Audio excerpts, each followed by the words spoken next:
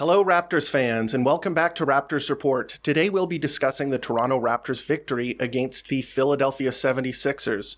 But before we do that, I want to talk about something really exciting, and that is the development of the Toronto Raptors rookies.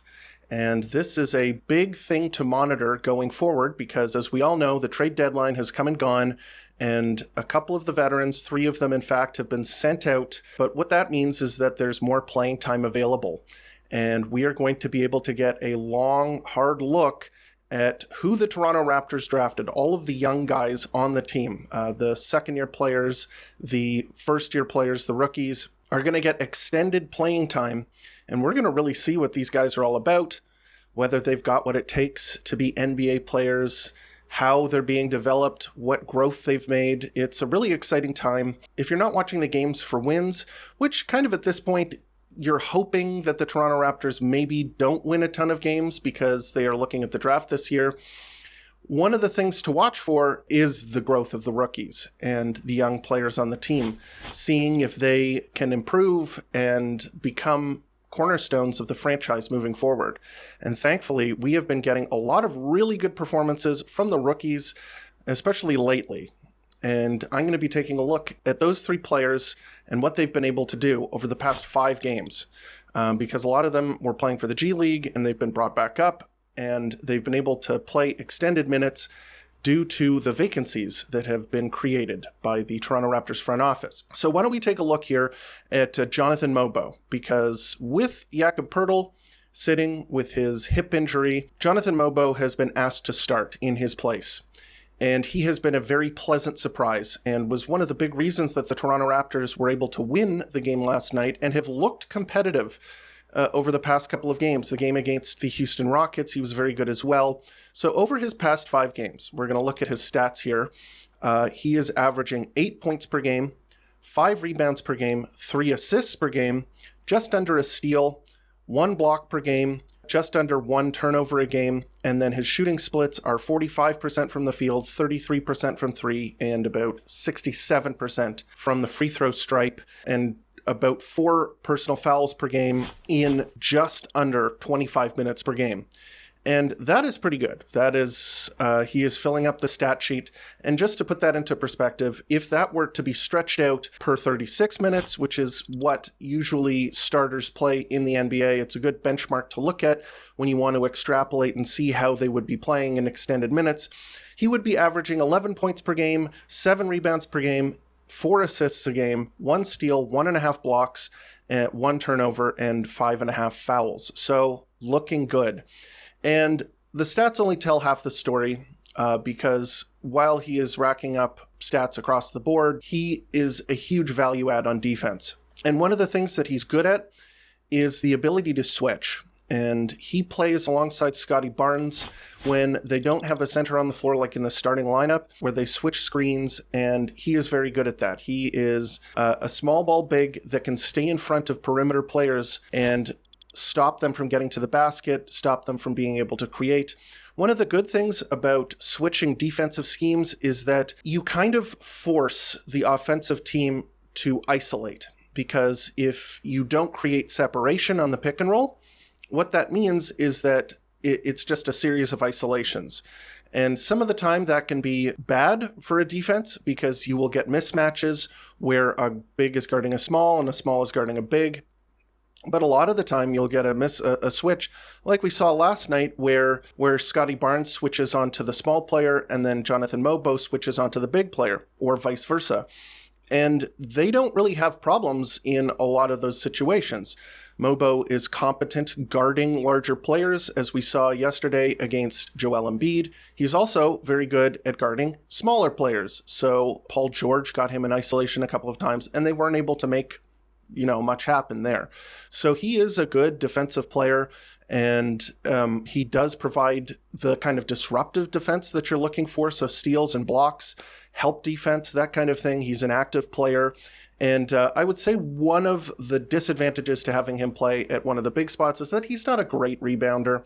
He's not a guy that's going to be snatching tons of boards. and even per 36 minutes, like 7 rebounds per game from a center. He's kind of a small ball C, kind of a power forward. It's hard to determine who is the center between him and Scottie Barnes, but between the two of them, I would say that that's the weakness there, is that they're not very good on the boards. But in terms of the defense, I'm really liking what I'm seeing from Jonathan Mogbo. And as his career goes on, I think he could be very competent bench big for the Toronto Raptors. Liking what I'm seeing there. Let's move along. Jamal Shead has also played very well for the Toronto Raptors over the past 5 games. He has been, running the bench with aplomb. He is averaging 11.5 points per game, 2 rebounds per game, 5 assists per game, 0.2 steals per game, 1.5 turnovers per game, 3 fouls per game on 52% from the field, 37% from 3, and 60% from the line in 22 and a half minutes per game. So he's doing quite a bit in not a lot of minutes. And that should do very well for his per 36 numbers. And let me tell you, he does not disappoint in that category. Per 36, he is averaging 18 points per game, 3 rebounds, 8.5 assists per game, 0.3 steals per game, 2.5 turnovers, and 4.5 fouls per game in 36 minutes. Wow. That is really impressive, and it matches the eye test. When you watch him play, he's making it happen. I've really liked how he has run that bench lineup. I really like his blend of attacking the basket, making plays for other people, catching kickouts, catch and shoot. That is one of the things that he has really improved on. I think that is one of his strengths as a player now, is being able to provide spacing when another player is using a possession. He can stand outside and hit shots above the arc. This guy is one of the surprises of the season. He has been very impressive off of the bench for the Raptors. He's looking like a really good guard, and he's doing a really good job playing defense, staying attached, bothering players, putting pressure on the opposing ball handler. God, the guy has been great, really good. One of the best things about him, I think probably the most impressive skill that he has shown has been his playmaking. He is a very talented passer. 8.5 assists per 36 minutes. That should pop off the page right there. He is making accurate passes with great reads, finding guys who are open on the outside, on the inside. He gets the defense to commit, bends the defense, and then makes the pass. These aren't just fake assists. These are real assists. I love it. I love what I'm seeing from him. And one of the very big surprises for the Toronto Raptors this season has been the play of Jamal Shead. Next up, we'll go to Jacoby Walter. Jacoby Walter has also popped recently. He has been getting more and more and more minutes, and he is really showing potential as a two-way player. He's averaging 11 points per game, 3 rebounds per game, 1 assist per game, 1.5 steals per game, 1 turnover per game, 2 fouls on 46% from the field, 40% from 3, and 75% for the line in 25 minutes per game. That's over his past 5 games. Great. Just very solid production on efficient shooting. I think that his shot coming around and him being that 40% three-point shooter has been huge. It has really made his game look so much better. And the defense, I mean, you see the 1.5 steals per game. That is big, but it's also just more about how he's doing it, how it looks. He's getting a lot of the steals, not just playing the passing lane, but also just putting a lot of pressure on other offensive players and sort of hounding guys and staying attached to players around ball screens. He has looked like a competent point of attack defender. He's obviously pitching in with help defense. He's looking like a really strong defender. And then on the offensive end, it's not like he's showing like major creation chops like we're seeing from Jamal Shead, but what he's doing is he's picking his spots. He's being confident in his jump shot. He's taking shots when he needs to. He's attacking the basket when he needs to. He's cutting. He's playing the off-ball guard role very well. He's playing sort of as that wing, providing spacing, doing all that sort of stuff. His per 36 minutes are also very impressive because he's playing 25 minutes per game. Let's go over his per 36. 15.5 points per 36, 4 rebounds, 1.5 assists per game, 2 steals, 1.7 turnovers per game, and 3 personal fouls per 36 over the past 5 games. So looking very impressive. All 3 of these guys have shown major improvements.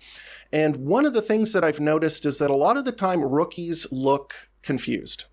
The game moves too quickly for them. They look like they are moving too fast or too slow. They're not on the NBA wavelength yet. And for a lot of rookies, they never get there. They never get on that NBA wavelength. Maybe they're too inconsistent. They look great one night, they look bad the next. I haven't seen that. Over the past 5 games, these guys have looked very good. And one thing that you have to do is you have to credit the coaching staff. It looks as though these guys are being brought along the correct way. They are being put into positions to succeed. They know what their role is in the offense and on defense. Everything is looking very smooth. And so you have to give them credit because they are doing the improving. They are making the plays. But at the same time, I feel comfortable with what I'm seeing and the roles that they're being given. Not too much, not too little. And then the third group you have to include there are the scouts in the front office for going out and locating guys, because Jonathan Mogbo was not really on the radar of many of the draft boards, not a guy who many people saw going 31. Jamal Shead, ditto at 45. Those two weren't expected to go where they were. And there were still some guys on the board, especially when Mogbo was drafted, where it was a question mark. Is this guy going to be the right pick at this draft spot? You know, the scouts clearly did their homework. These guys look like they can be difference makers. So very pleased with what I've seen from these guys. And you got to credit all 3 of those groups. And that's probably a good jumping off point. We're talking about these players. Why don't we talk about how they did in the game that happened last night? The Toronto Raptors were able to defeat the Philadelphia 76ers in a very entertaining, very close game.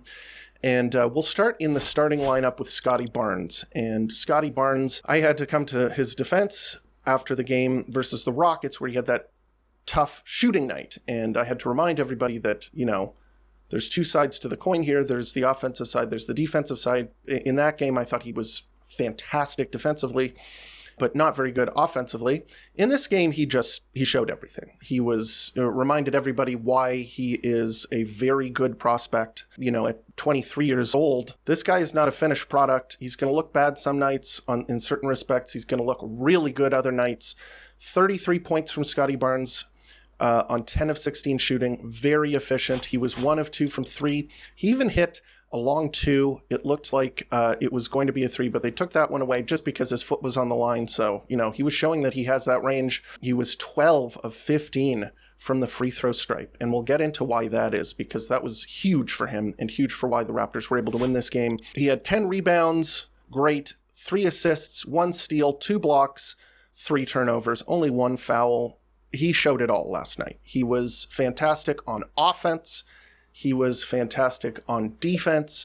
He out-dueled Joel Embiid, who looks a little hobbled with injury, so, you know, maybe not prime Embiid, but he did beat this version of Embiid that we saw last night. He kind of outmatched him in almost every category and played really strong defense on him. We'll focus on the offense here because this is what people have been complaining about with Scottie, is that, you know, his shot diet isn't very good and he's not getting into the paint enough. And I agree with that to a certain extent, for sure. Last night, he was really aggressive going to the basket.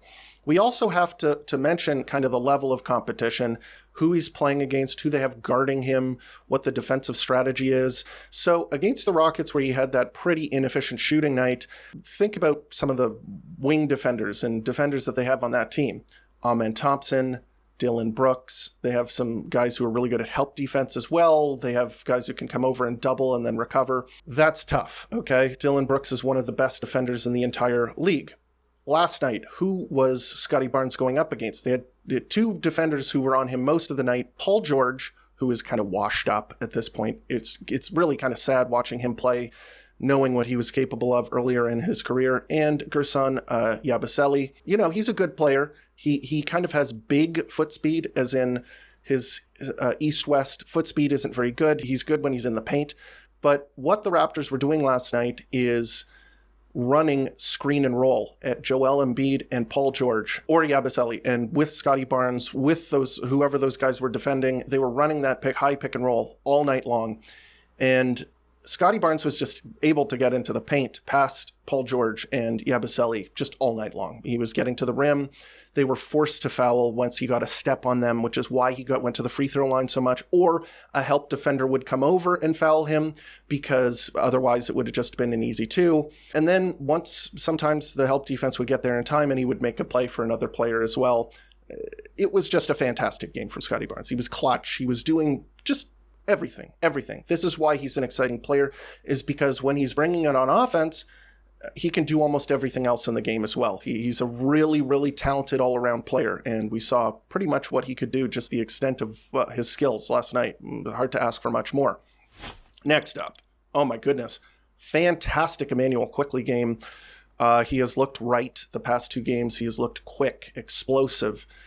His ability to create his three-point shot. He out-maxied Tyrese Maxey last night. He had 23 points on 7 of 11 shooting. Another really efficient night. 4 of 8 from 3, 50% from three-point range. 5 of 5 from the line. 3 rebounds, 5 assists, 3 turnovers. His playmaking looked good. A lot of the assists that he was getting, I criticized a couple of nights ago where they were kind of fake assists. Not so in this game. He was making real plays for guys. Love to see that. But he was really good. And also, another good thing is that between him and Abaji, they did a really good job of tracking Tyrese Maxey around the floor.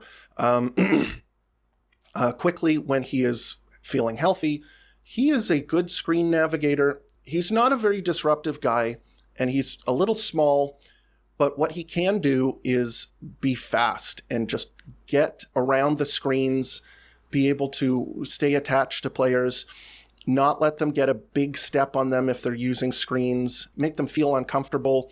He's good at that. And he just had a really, really, really solid game. And he played a lot of minutes. I mean, they've been slowly increasing this guy's minutes over the course of the past, 5 or so games. He was up to 34 minutes last night. So he's getting back. That's pretty much right around where he would be if he was fully healthy. So it's really great to see him be able to get back. The Raptors put a lot of money into this guy. I know it's not great for the tank right now that he's back and he's playing at this, star level. Like the past 2 games, you're looking like a star here. I know it's not good for the tank, but if you consider the fact that the Toronto Raptors put a ton of money into this guy, it's kind of a relief that he's looking like this. And you would hope that maybe he would look like this and then they would be able to lose the game. But no such luck. We had to, boo-hoo. We had to beat the Sixers. I love watching the Sixers lose. Past that, there's 2 guys here that I could mention, Grady Dick or Ochai Agbaji. I know it might be a little controversial here because Grady was very clutch. I will give it to Agbaji because Ochai Agbaji was, I would say, the primary defender on Tyrese Maxey. He was on him most of the night. Sometimes it was quickly in certain situations. The Raptors will switch it up a little bit, but Ochai Agbaji was doing the majority of the work on Tyrese Maxey. And look at Tyrese Maxey's stat line. He was 1 for 9 from the field. He finished with 5 points. And that's great. That's really good. And I think Maxey, Nick Nurse, I know, came out after the game and said that Tyrese Maxey's working through something. He's not quite right, but he was playing, okay? And he has been on fire this whole month. On fire. Playing super well. So Ochai Agbaji kind of just shut him down. Wow. Really good defensive job. In terms of his shooting and what he brings on offense, he's still making smart cuts. There are issues that he has on offense where I think he's trying to do a little bit more than he's capable of at this point. He had 2 turnovers, and that's not a lot, but it is kind of quite a few for the amount of touches that he gets. He tried to drive a couple of times and turned it over. He was 1 of 3 from three-point range, so his shot has kind of been, not as good as it was earlier in the season. But, he did enough on offense. 11 points when you're getting that kind of defense is more than enough. Next up, we'll go to Grady Dick. So 17 points on 13 shots, 3 of 8 from 3, 4 rebounds, 3 steals, 1 block, 2 turnovers. This was definitely a tale of 2 halves with Grady Dick. In the first half, he was awful, okay? Defensively, on offense, he looked out of control on some of his drives and he was missing threes. I think he was 0 of 5 from 3 until the second half. And then in the second half, especially in the fourth quarter, he came up big. 3 threes in the fourth, 1 from the corner, 2 from above the break, all spot up. He looked great. The steals he got were kind of just being in the right place at the right time. That is a skill. A lot of it is that he is an active help defender. He likes to help and recover. That is, I think, one of his, best skills as a defender is to provide help defense and then close out, because I've said this a lot, but his north-south, like if he's moving in a straight line forward, he's actually pretty fast. He has good hands. That is one of the things that he has on the defensive end, good hand-eye coordination. He can knock balls loose, and he can dig in and provide help. And he was just kind of in the right place at the right time. I thought it was an okay defensive performance. There are still issues with lateral foot speed where he was able to be beaten off of the dribble. There were a couple of baskets by Justin Edwards and Kelly Oubre where they were able to get past him and get to the basket. So a mixed bag there. But on offense, it's really hard to say anything bad about the guy, especially because he kind of saved the Toronto Raptors bacon. He hit some big clutch shots in the fourth quarter. So, good game from him. Everybody in the starting lineup played well, and I was just gassing this guy up for being a really good defender and whatnot. Jonathan Mogbo, well, this is like usually the fifth spot when I'm talking about the starting lineup is usually goes to the worst player, and they usually don't play very well. I thought he had a really, really good game defensively. He did a good job guarding Joel Embiid. He did a really good job of switching on screens, as I mentioned before. He did a good job protecting the basket, getting steals. He had 4 points, 5 rebounds, 5 assists, 2 steals, 2 turnovers on 2 of 4 shooting. He missed the only 3 he took. He's shown that he can kind of hit that shot too. I thought it was a strong game from him. I'm really liking what I'm seeing from him on the defensive end especially. So, great job. Next up, we'll go to the bench. Jamal Shead, another positive performance from him. 6 points on 3 of 5 shooting. He was 0 of 1 from 3. 3 rebounds, 5 assists, and 3 turnovers. And I think just, also he was part of the package that was defending Tyrese Maxey. He is also another very quick guard who can move his feet, get around screens, just play annoying defense, which he did very well. And then he ran the show on offense. He's a very accurate passer. He's very good at creating scoring opportunities. I think that he just does a really solid job. We've already discussed him, but I want to give him props again for last night. I think he did a good job. Jacoby Walter, he kind of struggled on offense last night. He only had 5 points on 2 of 8 shooting. He was 1 of 4 from 3. He had a really nice basket in the second half. He kind of was like, I think he knew that he wasn't having a great night, so he was deferring a little bit, but he got the ball back. I believe that Jamal Shead gave him the pass, and then he canned a really nice looking wing 3-point shot. He had 5 rebounds, 1 assist, 1 steal, 1 turnover, and, playing good defense as well. I think that's one of his strengths. We've kind of discussed what he brings to the table, but last night wasn't one of his best performances. I think he's had a lot better performances over the past 5 games. So we'll quickly get to Chris Boucher. Chris Boucher, since the trade deadline, he was really trying to raise his stock for the Toronto Raptors, and since then he hasn't been great. Last night was not a good game from him. 0 points on 0 of 6 shooting, 0 of 3 from 3. 8 rebounds, that's pretty good. 1 assist, 1 turnover, and then some kind of like crappy defense. If he's not bringing it on offense, he's not going to have a great game usually. So, not a great performance from him. Last up, we'll talk about Orlando Robinson. So Orlando Robinson, again, very mixed bag from what you're getting from this guy. So he had 4 points on 4 shots, 4 rebounds, 2 assists, 1 steal, 2 fouls. So his hands are not very good. That is really what I'm seeing right now. I don't know why he's not credited for a turnover. Maybe it was given to Jamal Shead, which I don't quite understand because it looked like it was him who turned it over. He also had a couple of missed bunnies around the rim. He did have a sick dunk. So he caught the ball from Scottie Barnes, just rumbled down the lane and slammed it over like 2 defenders. And then he made another layup. So he finished at 50% shooting from the field, but you can tell that it's kind of a struggle when he's in the paint. He needs to be better at finishing. With that said, he did a good job defensively on Joel Embiid. He does do a good job of, helping in the pick and roll, being a competent drop defender. He's good at providing help around the rim. He can box out, grab rebounds. He's good at setting screens. His screens are very big. You can give him the ball and he'll make pretty good passes. They can do that sort of, traffic coordinator job that Jakob Poeltl does, where he, gets the ball to the right spot and you can run dribble handoffs and all of that sort of stuff with him. I like certain elements of his game, and I really just wish he was, his hands were a bit better. So anyway, Ulrich Chamche played as well. He only played 12 minutes, had 0 points, but he is a Cameroonian, which is interesting. Joel Embiid is also from Cameroon, and he had like a really kind of crazy ball wrestling thing where he just grabbed the ball from Joel Embiid and kind of threw Joel Embiid onto the ground and rolled over him. It looked like Joel might have hurt his elbow a bit, but he turned out to be okay. But Shamshe obviously is, trying to go out there and compete. I thought his defense was pretty good. I think he's making some leaps there. He had 2 rebounds and a block. He's still very raw, so he's going to need some more development reps. But, this is a start, 12 minutes, and he didn't look too bad. And now let's talk about the game, because this was a lot about the Raptors, a lot about how moribund and depressing the 76ers look. Joel Embiid had probably the least inspiring and most a depressing 27 points. Somehow he got that total.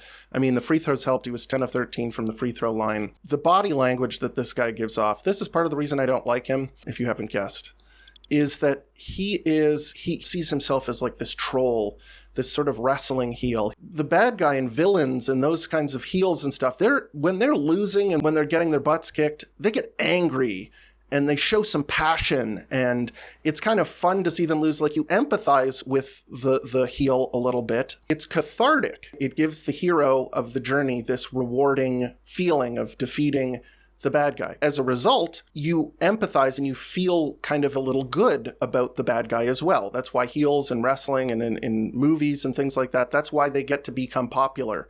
And why people think about them and like them is because of the way that they carry themselves, even when they're losing. And the problem with Joel Embiid that I see when he is playing is that when he's winning, he is doing all the stuff that you would expect from a villain. He's putting his hand to his ear, he's taunting the crowd, he's laughing at people, he's doing all the stuff that you would associate with the heel or the villain. But when he's losing, he doesn't do any of that. He's pouting. He's feeling sorry for himself. He's hang-dogging. He's woe is me. If you're going to be the villain, or you see yourself as the villain, you should try and act like that, even when you're losing. So not only is it not fun to watch as an observer, I think also his team, he brings them down with his energy. It does not look very fun to play with him when he's losing. Another thing about that team is that Paul George just looks washed up. I've been watching them this season. It's sad. I mean, I really enjoyed watching Paul George play.